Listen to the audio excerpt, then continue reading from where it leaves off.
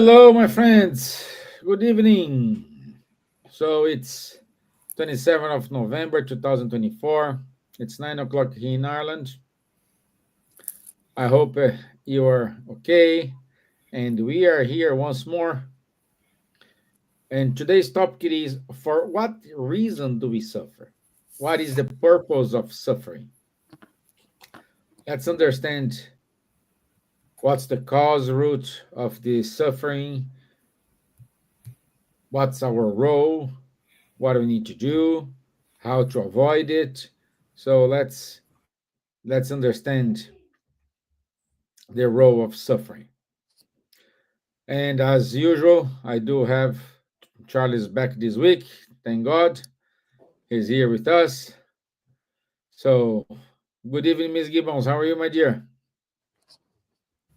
Hello, good evening. Good evening, Charles. Good evening, Miss Gibbons. How are you, my dear? And Stevan. Sorry.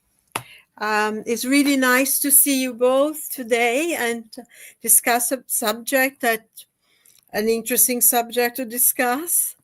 Given that is a question that many people ask, why do we suffer? What's the purpose of it? And so it will be an interesting talk, and it's lovely to be here. Mhm. And hope other people join us and ask questions, give participate. To be really good, and it's really nice to be with you two again. Thank you. Thank you. Bonsoir, Charles. Bonsoir, Steven. Bonsoir, Silvia. Hello, good morning, good afternoon, good evening to everyone. Indeed, very happy to be here again. Sorry for last week. I was just arriving from a very long travel and could not make it. But here I am back again. And this topic is a difficult one. It's really not easy to talk about suffering. Nobody likes to suffer. Nevertheless, we will see that we do not suffer for nothing. Suffering has also some compensation and some positive results. And this is what we will try to explain to you tonight. Good. Good. So, first things first, and let's start to handle our subject here today. Um, Charles, how does the concept of cause and effect explain suffering? Okay, that's already a good question. It's very simple. We can see it in our daily life. It's all the same example I take. I told already in a previous life. If you take a hammer to hammer a nail, if you are not cautious and you put the hammer on your finger, what is the consequence of it? It hurts. It gives pain and suffering.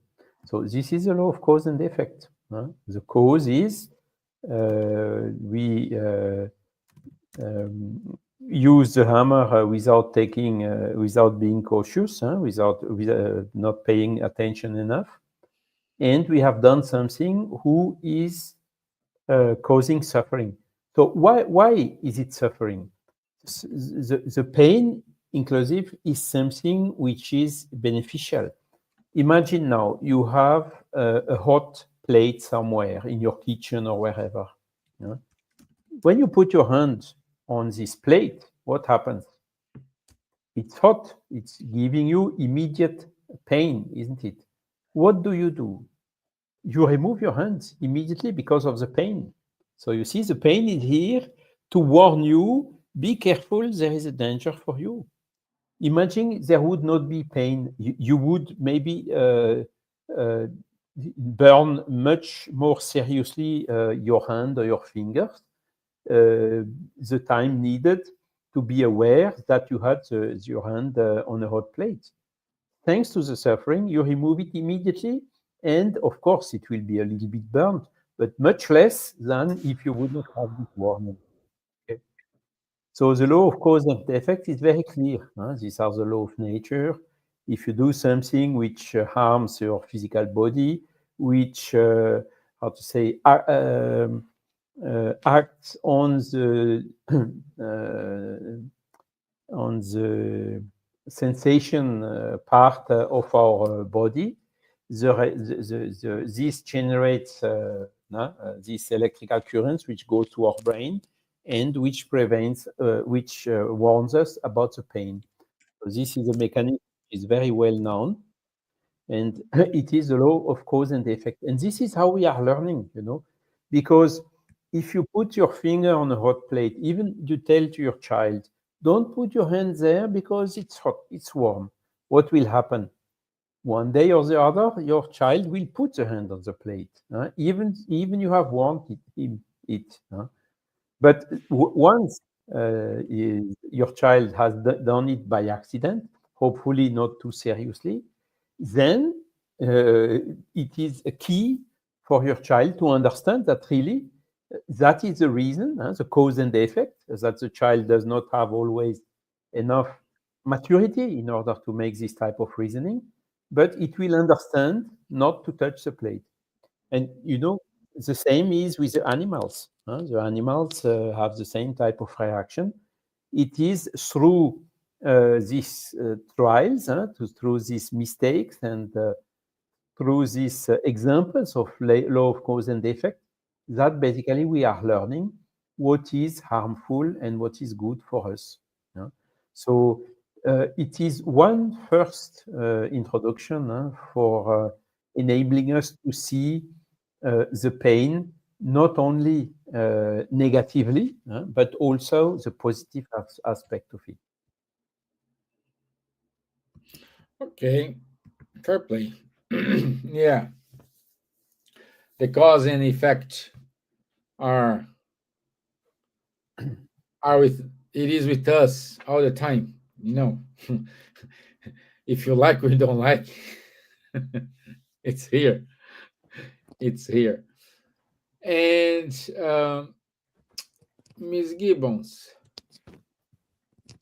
let me see here.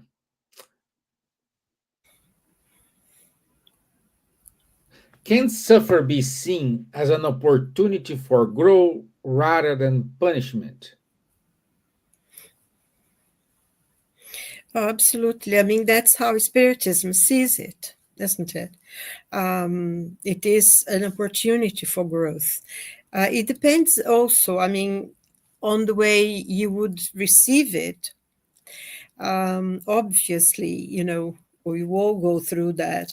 And when we are going through difficulties, many problems that happen in our lives, it's not pleasant. You don't see this as an opportunity for growth, or, sometimes you can only see how bad you feel going through that difficulty.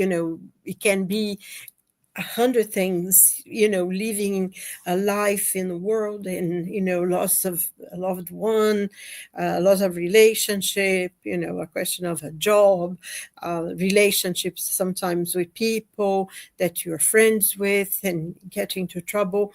So whenever we're going through that, we feel bad, we feel unhappy, and it's normal that we would feel like that. Anyone would, going through those difficulties. But I think if we can try to come out of it, maybe looking from an outside, as an outside person into the problem, if we don't get desperate, if we don't throw the towel kind of thing, if we think, oh my God, this only happened to me, I'm a victim, this is terrible, I suffer, everybody else is happy. I think this sometimes makes people feel very bad, even worse than they would feel normally. And I think if we are to accept that, if you are in the world, if you are living in the world that we are living, there are many, many things that are difficult. We are going to go through much difficulty and pain and a lot of suffering. But we survive, we go through it. And if we have a little bit of faith in God, if we trust that God is watching over us, we can take the suffering in a different way. We may see that, oh yes, this is something that's very hard. I'm sorry. And you ask for help from God, and you ask help from friends if you can. It depends on what situation you're going through. And then if we are able to say, no, I'm going to go over it, things are going to get better. This is just a passing phase, something that has to happen. And also, I think if we are able to go to the source of the problem, where it started, it might have been that we made a poor choice on something, we made a mistake, or we did something wrong. Or so if we can accept as well that, God doesn't punish you, God doesn't send you bad things to happen. Because it's quite common, to hear, why is God doing this to me? Why am I suffering? Why God is punishing me? And many, many people, even though they seem to have faith, if something really, like a tragedy happens or something very painful happens to them, they think, oh, God doesn't like me, he did this to me. And causes people sometimes to lose their faith and to lose their trust in God and have this quarrel with God, which, I think in many ways it gets worse because the pain gets worse. And to understand that if we are going through a situation, we might have been the one who caused it to happen in the first place. So if we can honor that, it's very, very important, because then you start looking at everything in a different way. But also it can be something that, even though you've done everything you could, the best possible way, and it's still something bad happened. Said, no, this, I know that it wasn't me, something else caused this, or someone else caused this. And also take it as, we are going to go through this. Maybe I'm going to be strong. And we look back in our lives and we had many difficulties in the past that we went through. So if we can ask someone to help in certain situations, we can ask for help if we feel that we cannot cope ourselves. And I feel that, if we feel that God is there for helping us and it's not a punishment, it's just something that we're going through. Because also I feel that if we never, if our life would be always peaceful and happy, we would not learn anything. I think it's when we are going through many difficulties is that we realize how happy we were, how good our life was, because when everything is going well, we don't pay attention. We don't really, oh, it's fine. Yeah.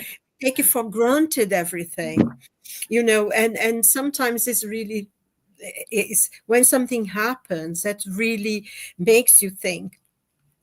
I myself, I had I've always been very good and walk up and down, run upstairs, always running is crazy, going to work and running upstairs in the tube, come running down. And now I'm older, like I'm old. And then I hurt my leg. I had a real, a big problem, and I hurt my leg. And I couldn't walk properly. And I had to, instead of running upstairs, I had to go step by step, holding to the side until my leg got better. And, I couldn't do many things. And I couldn't believe that I had been I never thought twice about walking or running or going upstairs and downstairs. And suddenly I found myself, having serious difficulties because I couldn't walk properly. I had a lot of pain. And I thought, then I had to walk with a walking stick, which I felt the worst thing that could ever happen, having to have a walking stick. But, eventually I went through the treatment and I got better. And honestly, I completely, changed the way I see things now. I think how wonderful to be able to walk. Just walk, and you don't have to run. I mean, and the funny thing is now, sometimes I see people doing what I used to do, running upstairs, and then they stand there, and I walk one step by step, get there anyway, and they still there waiting for the train. And by the time I get there, I still have to wait. And I value it.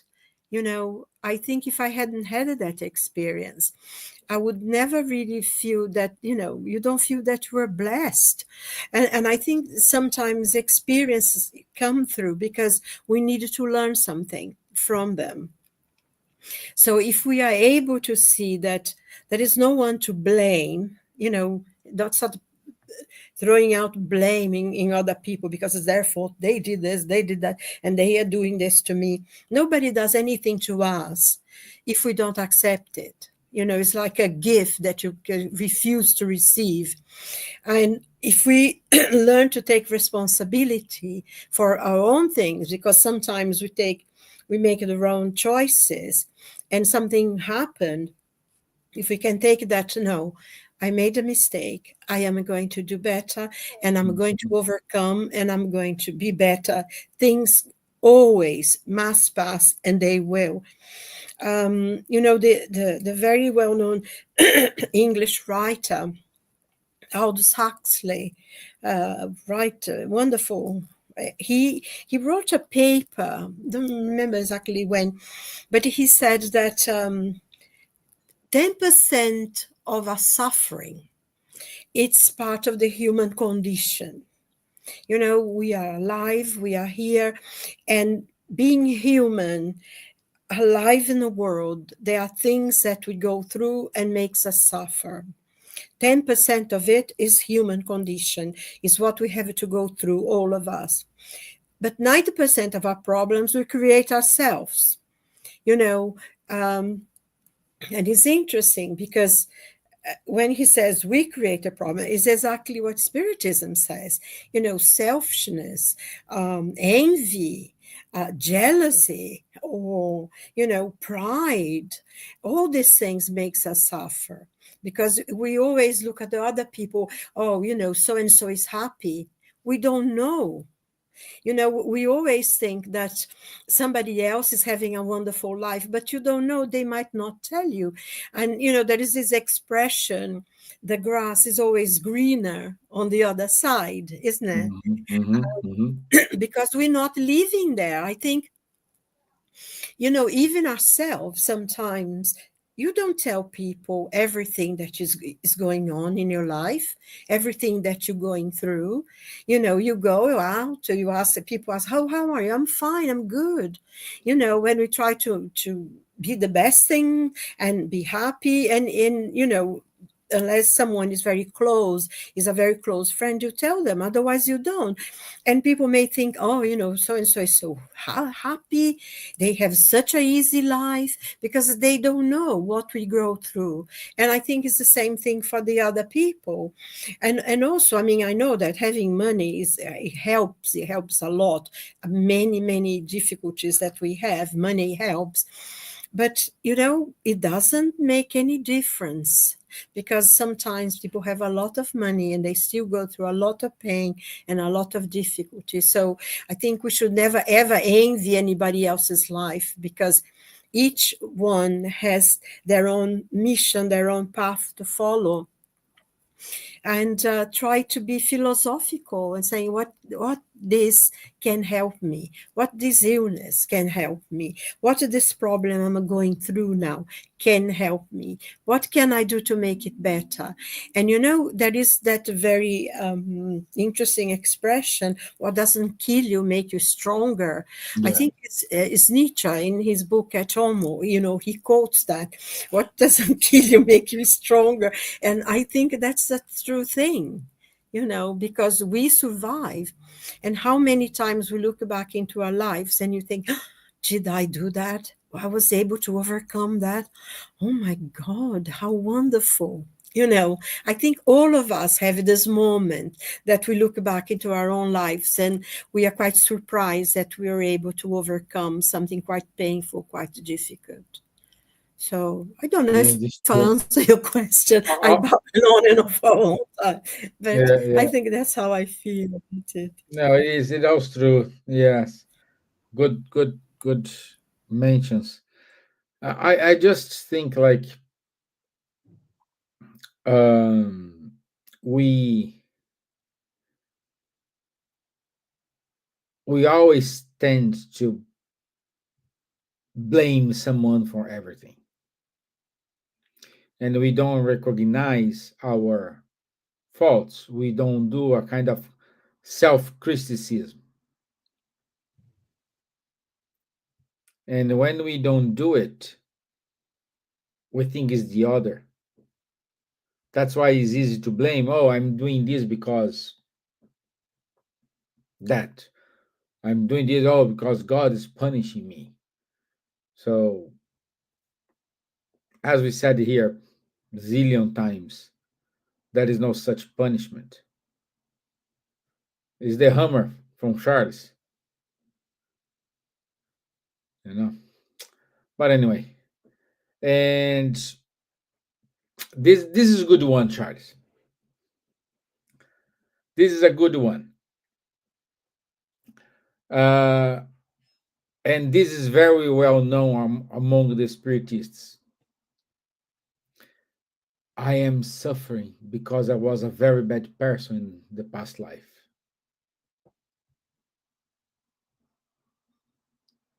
What do you say about it? Well, it can be. The law of cause and effect is exactly this. What we did wrong in this life, we feel it sometimes immediately or in this same life. But sometimes we are doing wrong things that we do not suffer the consequences in this life, but we can suffer it either in the spiritual world or in our next life. So there is a portion of truth in this. Huh? But most of the time, the people are also claiming, yes, but it's not fair, I'm suffering, without remembering very clearly the reason why I'm suffering. Okay? So they are already saying that the natural laws are not fair or that the divine laws are not fair. So that's a mistake in the reasoning, isn't it? Mhm. The correct reasoning is God, the law of nature is love. Huh? Albeit there is suffering. So this is exactly the contradiction we have to solve today, tonight. Uh, yes, the law of nature is love, and the law of nature is perfect. So if we are suffering something in this life, huh, if the cause does not appear to be clearly in this life, huh, we must be convinced that there is a cause and that this cause is just, is fair, and is just a consequence of something wrong we did according to our free will. Because whatever type of reasoning you do, which may lead you to the conclusion, yes, it's because of bad luck or God is not fair or whatsoever, is there is something wrong in the reasoning. Because if God exists, as we developed it already in a previous life, he must be absolutely infinitely fair and just, equitable, you know. Mm. So knowing this, if we suffer something in this life whose cause is not in this life, for instance, it happens a lot You see children which have cancer very young and things like that. What did they do in this life to have this? Nothing. Huh?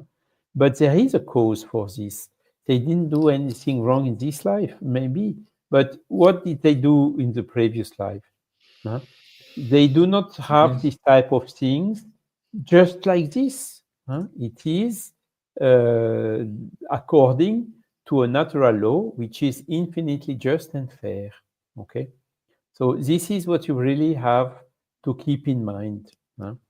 And then I think Silvia also told it very clearly. We need to take into consideration the power of our soul, huh? The power of our thoughts on our own health. Huh? Because you have people who are feeling pain, but which are not suffering. And you have people who do not feel pain and even so are suffering. Okay, so we have to make the difference between both. Yeah. And as Silvia told, if we instead of shouting against God or bad luck or whatever, or putting the guilt on someone else, if we really think what the best efforts we can do to overcome this situation in a positive mind and a proactive mind, we are using our mind, our thoughts, in order to help solving the situation. And we can even say, you have, for instance, people who are, how do you say it, hypochondriac? Hypochondriac, I think, hypochondriac in French.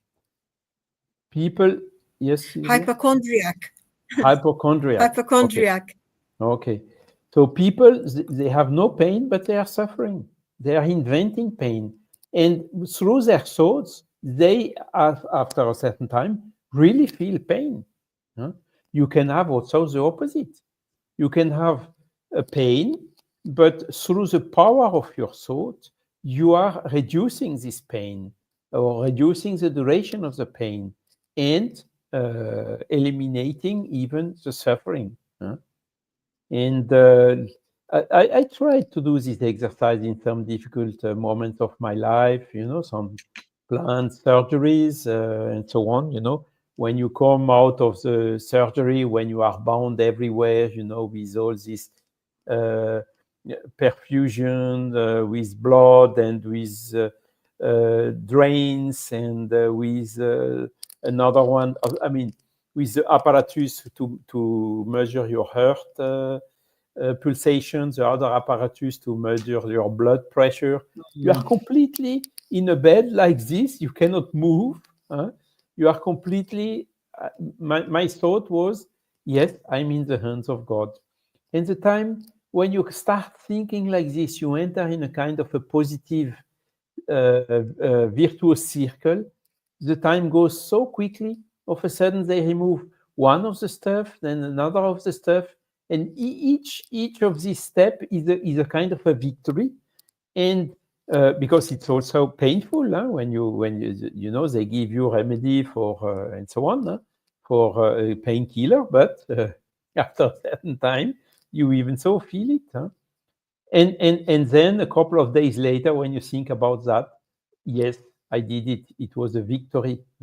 And I come when I see how I could manage to how to say, to resist to this suffering.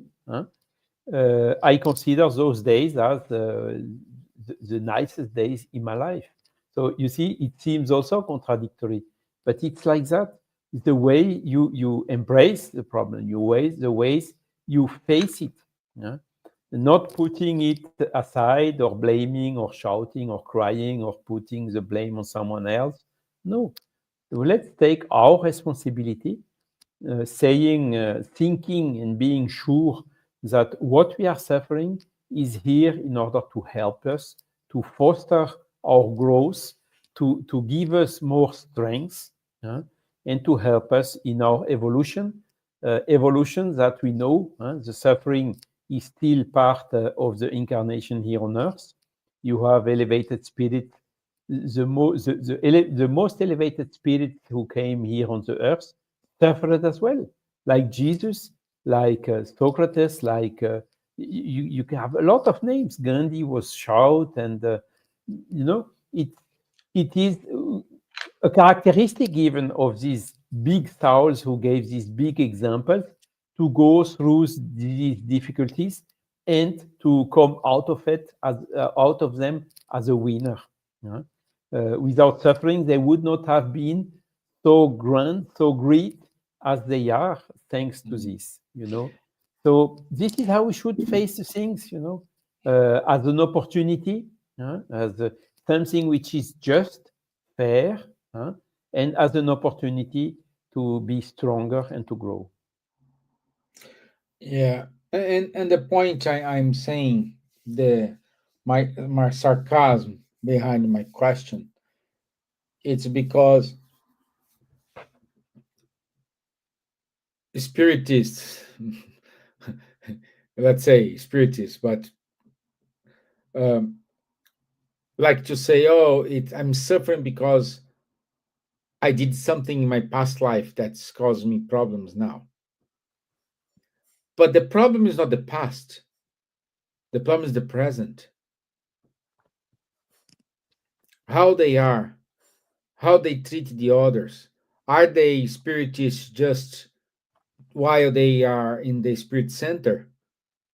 Are they Catholic while they are in the church? Are they Muslim or while they are in the synagogue? So that's the argument I have behind, because blaming the others, but we are not looking today how charitable you are, how friendly you are, how honest you are, how fair you are. So all those things push you to think, okay, I'm suffering because I need a change. What change I need?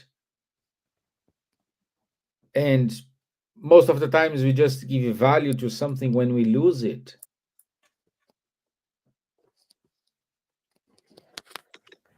So that's my small contribution, because I seen a lot these discussions, and most of the time when I hear that, I get angry. I say, no way, no, don't say me. Let me see. And of course, the past, like a child born with something, I'm suffering now, I'm having problems now because I choose to go to this problem. Yes, happens for sure. It is total valid point, but we need also to look to inside of us how we are today. Let me see here what I can speak. Hey Lou, good to have you here, my dear. Thank you for joining us. Uh,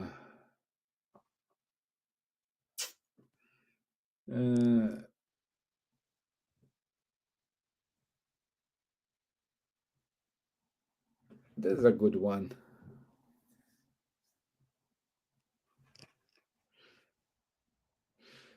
That's a good one. Miss Gibbons. Just because you give me this beautiful smile. I was just wondering what a good one is.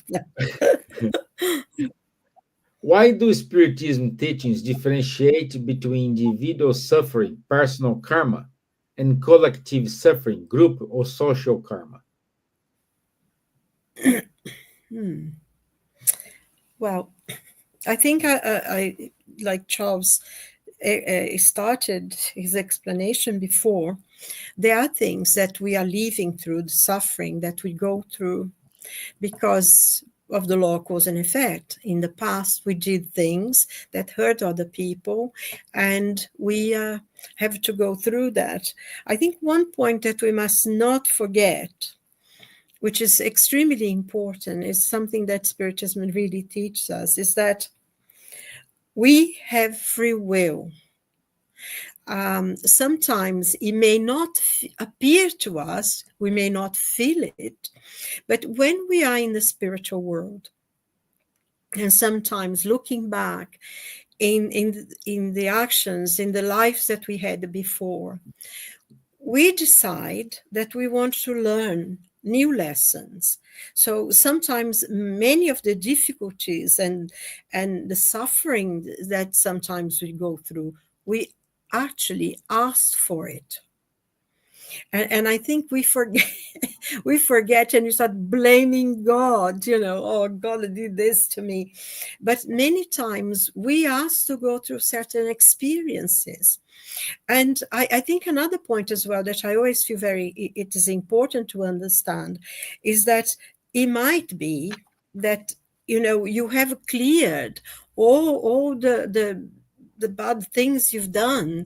You have overcome them. You have learned more. You have become more understanding, more enlightened, and you have already relieve the pain, the suffering you cause others, and you are now, in a different position. But sometimes we still choose to go through a life of difficulties because we want to enhance the knowledge we already have. We want to learn new things that maybe in the past we didn't go through that. So it doesn't feel like it, but sometimes we ask for it, because in the free will, we just, I want to do this. And I remember once actually reading especially from the spiritual guide, and he said that when we are in the spiritual world, we ask for so many things. I want to learn this, and I want to do that, and I want to learn this. And then, the spiritual benefactors that are preparing for you to be reborn said, this is very hard. Think about it. Maybe it will be hard for you to cope with so much. Do something slowly, get something softer, not so many things at the same time and so hard. And then we insist that we want to go to the experiences. And because of whatever reason that we have achieved, the spirit say, okay, if that's what you want, you go through it. And of course, when we get here and the things start getting tough, we blame God, we blame whatever, because you don't need to be a spiritist. You can be any religion or of no religion at all. You say, why am I suffering like this? Why things always happen to me? Why do this, that, and the other? And we don't remember that we actually asked for it. And another thing as well, there are some spirits who may ask to go through some difficulties, although they are very high in the spiritual world already. They have achieved a level of knowledge and understanding and loving that they don't have to go through those, but they choose to reincarnate. Maybe, I think Charles also mentioned something about having a child that have a illness that's very, very bad illness. And I don't know, especially here now at this time of the year, we have so many ads, asking for donations and asking for help. And there is a lot of, many places asking for babies who have very serious illnesses. And it breaks your heart, it really does, to see this little baby full of tubes and their little eyes. Oh my God, I see that and I burst into tears every time. But sometimes those are spirits of a very high level who choose to come in that situation, to choose to have some serious illness or some difficulties, because they are there to help the family. we never think that some spirits will sacrifice themselves because they love the people around them, maybe that we're born as their parents, or the family is sometimes is a way of bringing families together.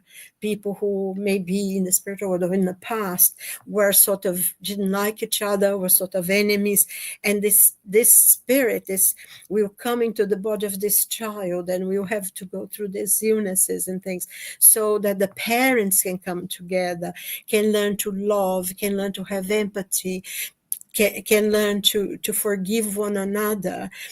So I think, in Spiritism, we learn some things, because also there are many spirits who might have, in the past, have done so many, acts of, they were really bad. They did really bad things.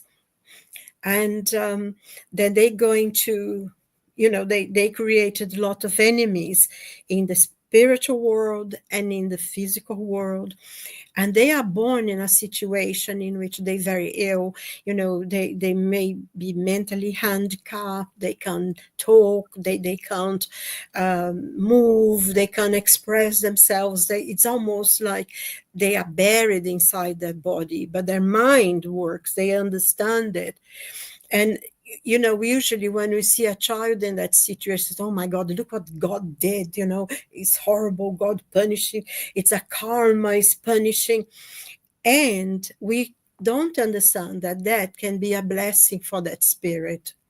Because if they were not in that situation, they would be so bombarded by their old enemies that they wouldn't be able to have a life. They would suffer a lot more. So they may be receiving a kind of blessing in being there. First, it would be harder for the spirits to find them, and also maybe being in a body that they need other people to take care of them. They will not go out and commit the same crimes, the same things they've done in the past, because if they are born in a physical body that's healthy and they have the freedom and the liberty, it's very easy for them to fall back into the same problems that they did before. So being in a body unable to do anything, more than just existing there, it's not a punishment. Is a blessing that they are receiving, so they can distance themselves from the previous lives, the previous act that they committed. So I think, we see things in a very narrow-minded way, and we don't see the whole. So I think one of the things, when you see a child in great difficulty like that, pray for him. They have courage and strength to fulfill what they have asked to learn and why they're there, instead of, start blaming God, because God is actually blessing them. And I think that's one of the things that Spiritism teaches us, not to, to see things the way they are, but also open up the whole of the universe. Because, what might be a terrible thing now, they're going to go through, and eventually they are going to be good. They will not have all these enemies punching them, driving them insane, into a mental institution or something, but they are being protected. They being held in protection while they can learn some lessons and go forward. So I think we need to be more aware that there isn't just one answer, but to each one of us. I think that's one of the most important things that you learn in Spiritism, that nothing is just happens because it happens. There is always a purpose for whatever happens. There is no punishment. God does not punish us. God is merciful. Many of the difficulties we go through, we choose to go through them ourselves. And, it's a sort of learning and development for our own spirit. And there is a purpose for life. There is a purpose for everything that happens. And there is no karma. There is no, oh my God, you're going to be punished, because, it's not like that at all. Mostly it is, what we've done. But sometimes a spirit of light is in that body that's suffering because they want to help those that they love around them. So there is more to than just saying, oh, it's horrible suffering and pain and, this, all those things. We should be grateful. Yes, we needed to. Yeah. I'm just trying to think something, because all the time we fall in these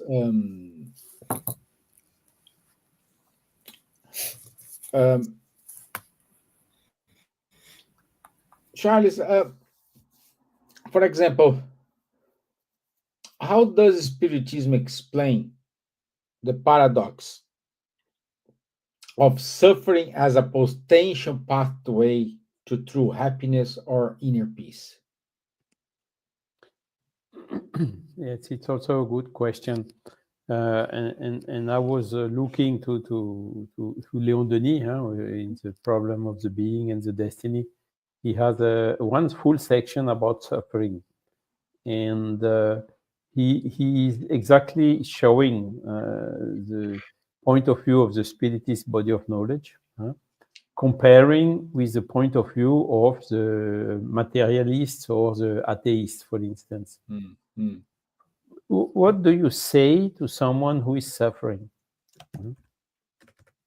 What do the materialists say to someone who is suffering?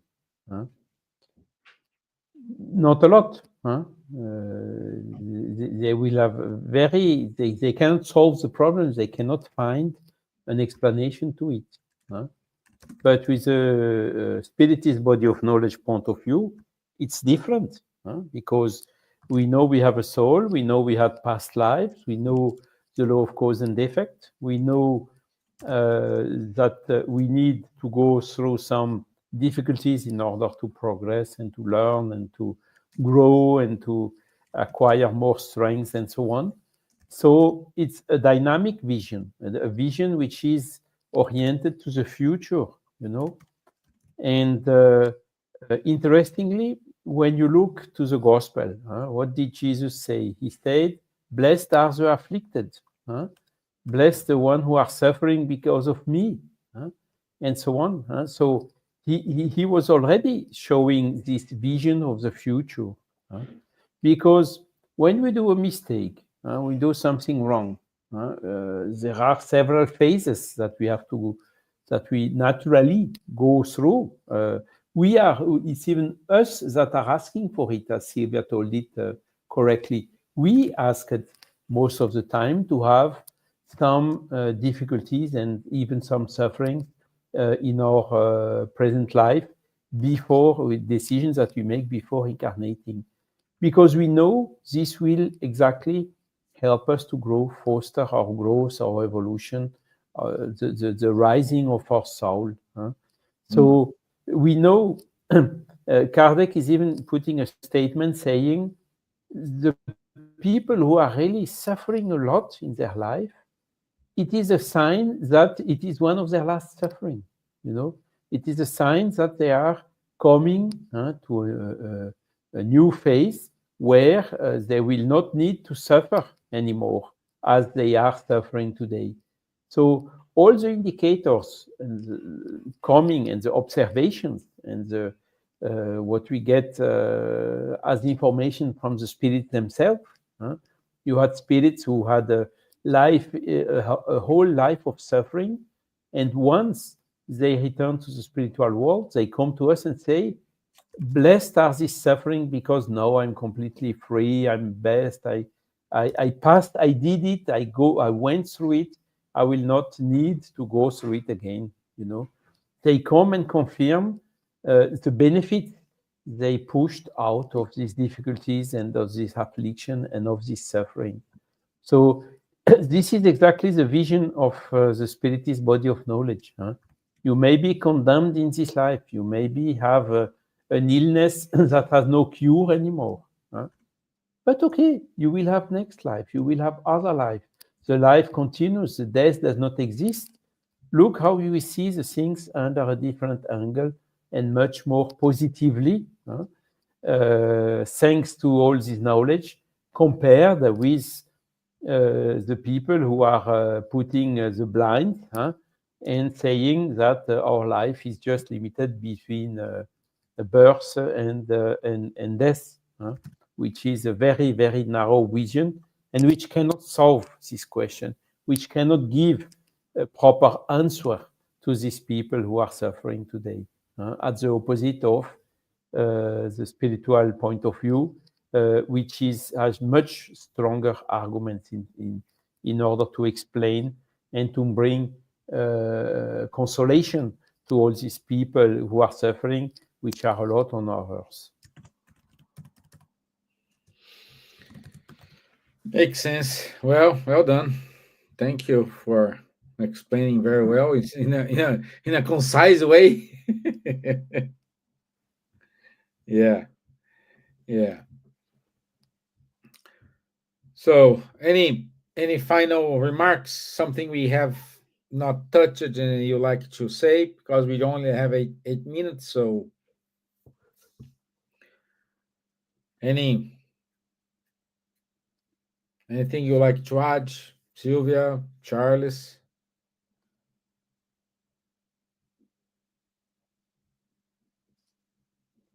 Okay. No. Okay. So I think we have explored um, everything. Don't you think? You're not mute, Silvia. I think, we talked about a few things. There is a lot more, of course, to talk about. This is a very vast subject, and people see it in a very different way, suffering. Nobody likes to suffer. No one wants to go through difficulties or pain, and we can't, even though we understand it. But I think the fact that we understand why things happen the way they do makes it easier for us to bear the moments of pain and difficulties and suffering. And I think also, going now, especially, that new laws are coming because people feel that they suffer too much, and that they are trying to implant a law that you can die because you don't want to suffer anymore. And I think this is it's a thing that is very bad, because we chose those sufferings are not imposed on us. We chose to go through that experience, and to try to shorten it by suicide is going to increase the pain on the other side, because you've left something unfinished, then you have to go through that again. And there's, is a lot worse than going through a first time. Also, to understand really that suffering is not imposed on us. We choose it. We choose to go through it. And also, we learn through suffering, we learn empathy. We know how other people feel, because if you're always happy, your life is easy, you don't know what it feels like to go through pain, not to have something to eat, not to have a home to go to. It makes you a lot more kind and understanding and loving. It gives us empathy to other people's needs and suffering, and makes us softer and more understanding, because say, oh, why you suffer, you people, there's nowadays, especially, we are living days of great torment and fear. And like yesterday I was watching to the station, and there are some people talking about there will be a nuclear war, there will be nuclear bombs, and my goodness, if you'd You would be terrified, but some people believe that. I said, no, we can make it better. We can change things. We cannot change the world, but we can change the world around us. Isn't it, Charles? What do you think? Yes, if we want to change the world, the best way and the quickest one is to change ourselves first, and then lead by example. And another point I wanted to add is when you look to these lectures of the International Spiritist Medical Association, you will see some teachers who tells us that there are thousands of papers and studies done all around the world showing how through spiritualist arguments or even a religious belief, the people can be much, much, much stronger against suffering, against pain, against severe illnesses, and recover much more quickly and with much higher probability than the people who just don't believe in it. They just don't believe in nothing. And they just, okay, no, it's finished. No way anymore. I give up, and so on. So the big lesson is no, never give up. Life continues. Death does not exist. And this gives a huge strength to overcome suffering. And there is another point also to add very quickly is, are you afraid about death? A lot of people are, because they don't want even to think about it and to talk about it, because they don't know what it is, so they are afraid because it's unknown. No, okay, you go to the spiritist. Are you afraid to die? The answer should be no, isn't it? But a lot of people, okay, I'm not afraid to die, but I'm afraid about the suffering before dying, which leads us to die. So that is exactly showing why it's so important. Silvia told, of course, these facilities which are given to some people who think or they state themselves their life has no dignity anymore. Whilst you see Stephen Hawking or some others with extremely difficult condition and a lot of dignity and even brilliant in physics, in the case of Stephen Hawking. But on another hand, we underestimate completely all the power of our souls, the force we have to overcome and to resist to all these difficulties which we are facing naturally in our life. So this is really what we should focus on. And of course, it does not prevent painkiller or whatsoever. So the science has to do whatever is needed in order to reduce the pain and to reduce the suffering and to offer with palliative cares or whatever the best conditions for the people when they are in difficult situation or even at end of life. But in those moments really is where the teachings of the Spiritist body of knowledge and having a vision beyond the grave is extremely important and giving us a huge strength. And talking about this, palliative treatment and everything, you probably know that Dr. Peter Fenwick, who did an immense amount of work on, the dying and palliative care in England, he passed away last Friday. Peacefully with his family and friends, and he was a wonderful man, and he did a lot of work with the hospice movement, and he is someone who being through a lot of suffering as well, and I'm sure he's there now with all his friends and the people he helped. So it's an important thing to remember him. So if you knew him or if you knew of his work, just wish him well. I'm sure because he helped a lot of people alleviate the fear of going to the next world, So just a thought of saying to remember him. Yeah. Yes, yes, yes. Okay. So let's go to the announcements. Where are the announcements? Are here. I found you.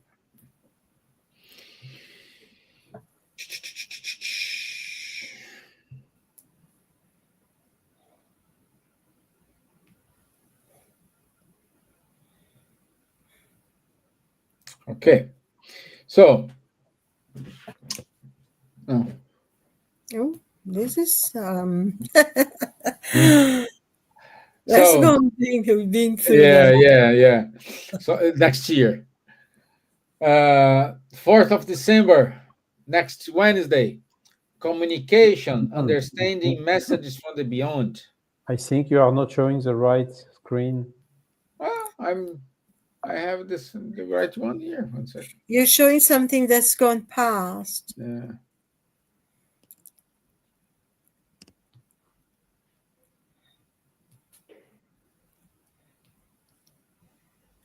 Okay. Now, okay, perfect. Okay. No, we did So it. 4th of December, 9 p.m. Communication, understanding messages from the beyond. So with this, we will kind of wrap up the mediumship topic this year. So after this, we will explore a little bit more the topics from the end of the year, and we come back next year with more about mediumship. Okay. Okay. So